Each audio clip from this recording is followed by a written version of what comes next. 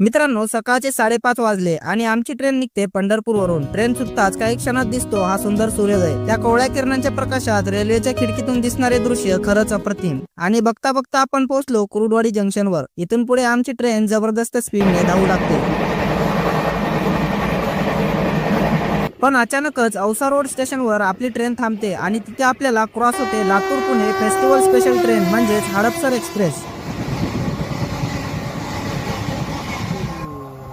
थोड्याच वेळात आपण पोहोचतो लातूर रोड स्टेशनवर। इथे आपल्या ट्रेनचं इंजन बदललं जाणार असतं आणि वातावरण अगदी झकास। तेवढ्याच बाजूच्या प्लॅटफॉर्मवर येते तिरुपती पूर्णा एक्सप्रेस आणि दुसऱ्या बाजूला येते पूर्णा हैदराबाद एक्सप्रेस आणि त्याच वेळी आपल्या ट्रेनचं इंजन जोडलं जातं।